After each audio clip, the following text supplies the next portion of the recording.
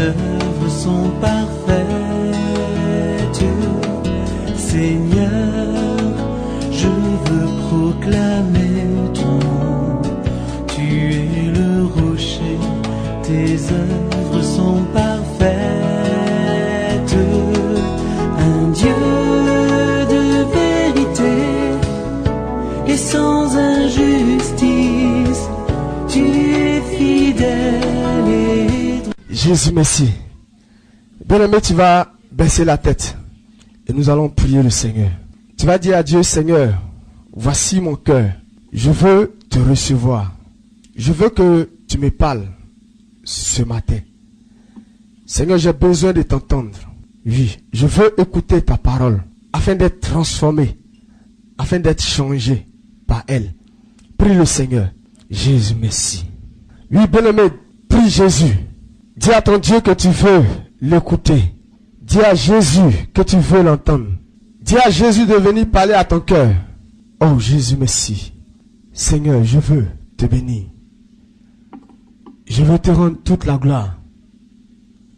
Je veux te dire merci pour ton esprit. Je veux te dire merci pour ta fidélité et ta grâce. Seigneur, mon âme te bénit. Mon âme te glorifie, Jésus.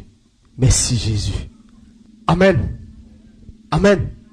Amen. Voilà. On va prendre notre Bible. Matthieu 6, 5 à 13. Matthieu 6, 5 à 13. On va lire la parole. Matthieu 6, le verset 5 à 13. 5 à 13. Je lis la parole du Seigneur. Lorsque vous priez, ne soyez pas comme les hypocrites qui aiment à prier debout dans les synagogues et au coin des rues pour être vus des hommes. Je vous le dis en vérité, ils reçoivent leur récompense. Mais quand tu pries, entre dans ta chambre, ferme ta porte et prie ton Père qui est là dans le lieu secret. Et ton Père qui voit dans le secret te le rendra. En priant, ne multipliez pas de vaines paroles comme les païens qui s'imaginent qu'à force de paroles, ils seront exaucés. Ne leur ressemblez pas, car votre Père sait de quoi vous avez besoin avant que vous ne lui demandiez.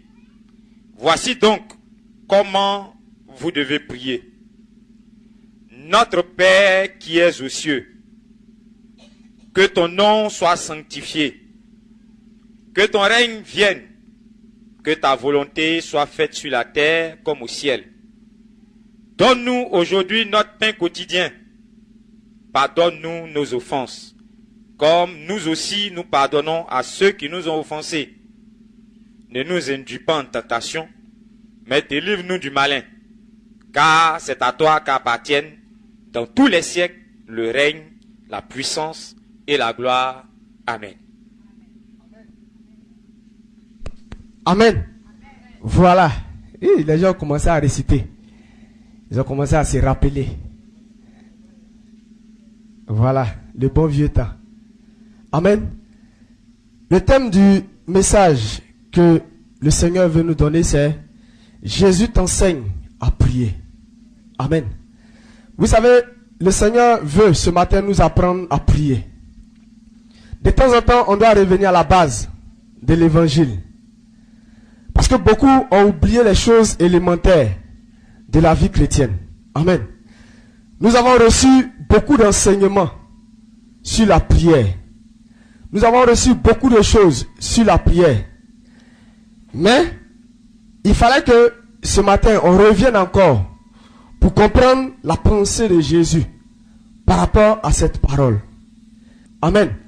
Quand on lit dans Marc 11, verset 24, quelqu'un va prendre Marc 11, verset 24, on va comprendre certaines choses par rapport à la prière. Ce que Jésus a dit. Marc 11, 24. On va prendre Jean 14, 14.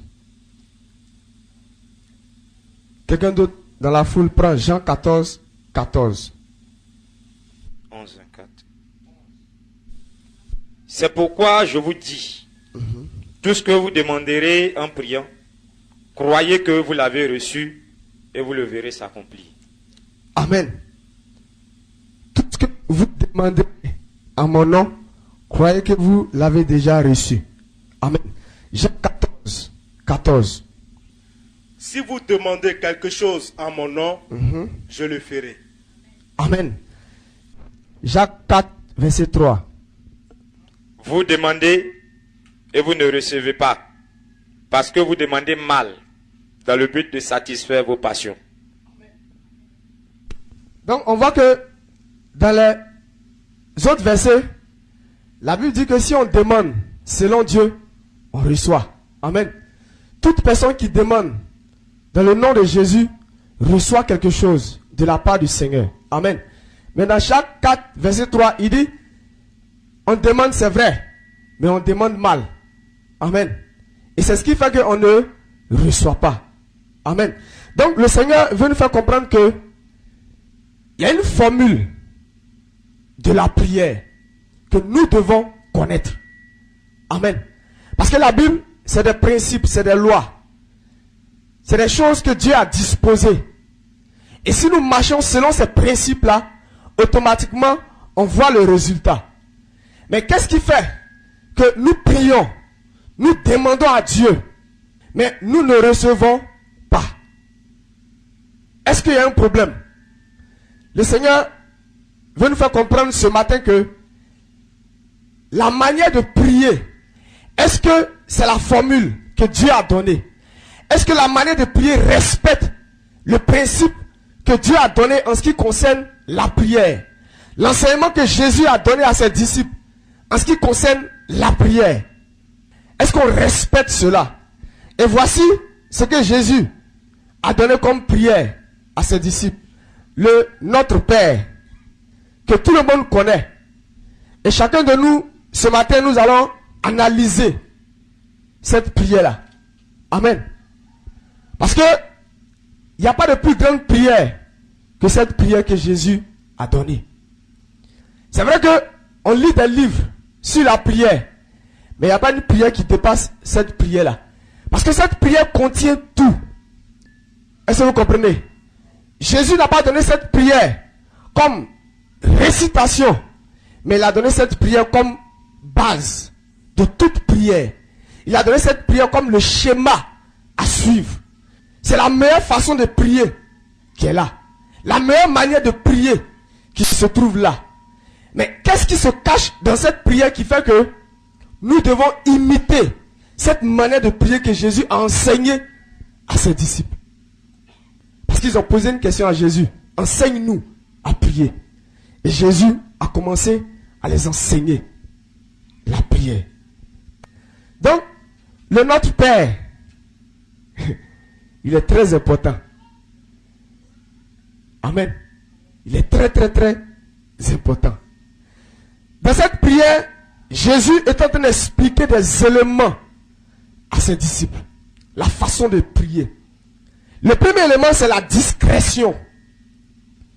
Jésus est en train de dire à ses disciples, quand vous devez prier, soyez discrets. C'est ça qu'il a dit, enfermez-vous. Ils sont en train de parler de la prière intime. Entre nous et Dieu. Je ne parle pas de la prière qu'on vient et puis on fait à l'église. Non. Je parle de notre relation personnelle avec Dieu dans la prière. Cette relation-là comporte quel type de prière? Ou bien comment nous devons prier dans cette relation-là? La première chose, c'est la discrétion. Amen. Quand on prie, on doit être discret. On doit se cacher. On doit se mettre loin du bruit. Loin de certaines choses. Amen. La deuxième chose, c'est la modération des paroles. La manière de faire sortir les paroles de notre bouche. Amen. On doit faire de telle sorte que l'entourage ne sache même pas que nous sommes en train de prier. Parce que c'est notre intimité entre nous et puis Dieu. Amen. Parce que si le voisin entend, il n'y a plus d'intimité. C'est pour ça que Jésus est en train de dire cela à ses disciples. La modération dans la prière. Tu pries et tout le quartier sait que tu pries. Tu n'es pas en train de parler à Jésus. Amen. La pureté des sentiments, notre disposition intérieure, l'état de notre cœur, c'est très important. Ça peut aller. La foi, la faveur et la persévérance.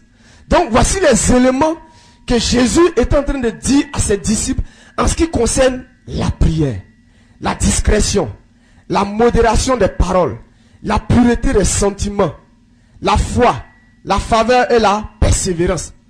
Donc voici les éléments qui doivent caractériser notre vie de prière, notre relation intime avec Jésus. On va se poser cette question. Qu'est-ce que la prière en réalité? La prière, c'est parler avec Dieu ou communiquer avec Dieu. Parce que quand on dit prier, c'est parler à une divinité. Ça, c'est ce que les hommes disent, ou bien c'est ce que les hommes de Dieu enseignent le plus souvent. Quand on dit parler à une divinité, dans notre esprit, on a comme l'impression que c'est nous qui parlons. Mais il n'y a pas de retour. Mais quand on prend cette définition, la prière, c'est communiquer avec Dieu. On comprend que dans la prière, c'est vrai que nous on parle, mais en même temps Dieu doit parler. Parce que c'est une communication. C'est comme si j'étais à mon téléphone et puis je suis en train de parler à quelqu'un qui est au bout du fil. Pendant que je parle, cette personne aussi me répond. Donc prier, c'est communiquer avec Dieu. C'est-à-dire, il y a échange de paroles. Donc si tu pries et que Dieu aussi ne te parle pas ou bien ne te répond pas, c'est qu'il y a un problème. Amen. Ça peut aller? Voilà. Donc, il y a des principes que Dieu donne en ce qui concerne la prière. Et la Bible dit que tout le monde prie. Tout le monde. Le féticheur, le guérisseur, le marabout, l'idolâtre. En tout cas, tout le monde prie. Mais Dieu veut démontrer quelque chose en ce qui concerne les enfants de Dieu. Qu'est-ce qui caractérise la prière des enfants de Dieu? Qui fait que cette prière-là est écoutée par Dieu et qui fait que Dieu répond à cette prière. Parce que la manière dont le bouddhiste prie est différente de la manière dont le chrétien prie. Amen. Il y a des éléments qui renferment la prière du chrétien, qui fait que Dieu écoute le chrétien. Tout le monde prie, mais tout le monde n'est pas exaucé. Amen. Tout le monde prie, mais tout le monde n'est pas écouté. Mais nous qui sommes enfants de Dieu, qu'est-ce que Dieu veut voir dans nos prières pour que Dieu les écoute et pour que Dieu les exauce? Amen.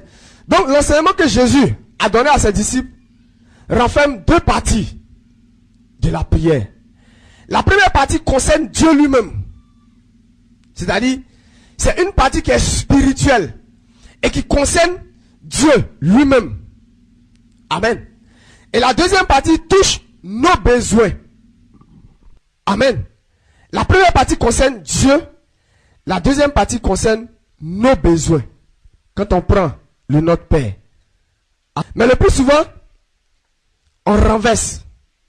On commence par nos besoins et puis on termine par Dieu.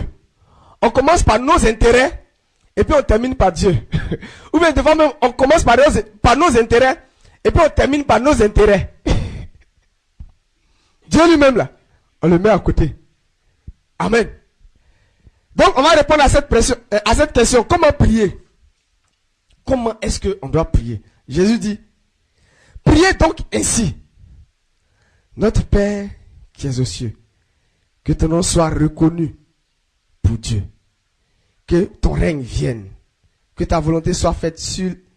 Et tout cela sur la terre comme au ciel. Ça c'est dans ma version. Hein. Donne-nous aujourd'hui le pain dont nous avons besoin. Pardonne-nous nos torts envers toi, comme nous pardonnons nous-mêmes les torts des autres envers nous. Garde-nous de céder à la tentation et surtout délivre-nous du diable. Car à toi appartiennent le règne et la puissance et la gloire à jamais. Amen. Donc Dieu dit, voici la manière de prier. C'est comme ça. On doit prier. Mais tout ça, ça veut dire quoi? Quand on prend Matthieu 6, à partir du verset 9 jusqu'au verset 10, la première chose que Dieu veut nous faire comprendre, c'est que toute prière doit commencer par l'adoration. Il dit, toute prière doit commencer par l'adoration. Et l'adoration doit comporter quoi? L'adoration doit faire référence à Dieu. Il dit notre Père. On doit voir Dieu comme notre Père. Amen. On doit voir Dieu comme celui-là qui est au-dessus de tout. C'est pour ça qu'il parle du règne de Dieu qui doit venir. Amen. Donc on doit voir Dieu comme le Dieu tout puissant. L'adoration doit comporter ces éléments-là. Par rapport à la volonté de Dieu, par rapport à ce que Dieu doit faire sur la terre, on doit commencer d'abord à adorer Dieu. Dis à Dieu qu'il est le maître de tout et que tout lui appartient. C'est un Dieu qui est souverain. Mettre Dieu à sa place. Amen. Toute prière, je dis bien, toute prière doit commencer par l'adoration. C'est l'adoration qui pousse Dieu à être présent. Tant que Dieu n'est pas présent, tout ce qu'on fait comme prière, personne n'écoute, personne n'entend parce que Dieu n'est pas là. On doit communiquer avec Dieu. Donc il faut que cette personne soit au bout du fil. Il faut que cette personne décroche le téléphone. Il faut que cette personne soit présente. Et c'est l'adoration qui pousse Dieu à être présent. Et tant que l'adoration n'est pas faite selon Dieu, on ne doit pas commencer à dire quelque chose à Dieu. Peu importe la prière, ça peut être une prière de supplication, de repentance, de quoi que ce soit, de combat. Toute prière doit commencer par l'adoration. Quand on prend dans Josué 6, lorsque le peuple d'Israël était devant Jéricho, pour pouvoir mener ce combat, c'était d'abord l'adoration, les louanges, des chants, des cris à l'Éternel. Amen. Le sacrificateur ne pouvait pas arriver dans le lieu très saint sans passer par l'autel des parfums. C'est-à-dire l'autel où il vient, il dépose de l'encens, où l'autel monte jusqu'au cœur de Dieu, pour que Dieu descende avant qu'il rentre dans le lieu très saint. Tant qu'il ne franchit pas cette étape, il ne peut pas rentrer dans le lieu très saint. C'est impossible. Amen. On ne prie pas parce qu'il faut prier. On prie quand Dieu descend. On parle à Dieu quand il est présent. Le plus souvent, on parle à quelqu'un qui n'est pas là. Et on dit on est en train de prier. Mais comment on veut que Dieu puisse nous répondre? Il n'est pas au bout du fil. Il n'a même pas encore décroché le téléphone. Toi, tu es en train de parler. Allô? Tu es en train de parler. À qui tu parles? Est-ce que Dieu a décroché le téléphone? Est-ce que Dieu est présent? Tu es rentré dans la chambre. Est-ce qu'il t'a dit qu'il est là? Déjà, tu commences à prier. Seigneur, je te demande pardon. Lui qui doit te pardonner, il n'est pas là. Amen. Seigneur, j'ai besoin de ceci. Lui qui doit te donner là, il n'est pas là. Il fait comment pour pouvoir te donner? Est-ce que vous comprenez? Donc, dans un premier temps, Jésus est en train de dire à ses disciples que vous devez faire de telle sorte que je sois là. Que le Père soit présent. Il dit que ton règne vienne, que ta volonté soit faite sur la terre comme au ciel. Dieu a déjà accompli sa volonté dans les cieux. Mais Dieu veut accomplir sa volonté sur la terre. Mais il faut que Dieu soit présent. Ça, c'est la première partie. de l'enseignement que Jésus donne à ses disciples en ce qui concerne la prière. La deuxième partie, Matthieu 6, verset 11. Donne-nous aujourd'hui le pain dont nous avons besoin. On prend simplement cette partie. Dieu veut nous faire comprendre que lui, Dieu, il est capable de s'occuper de nous. Nos besoins.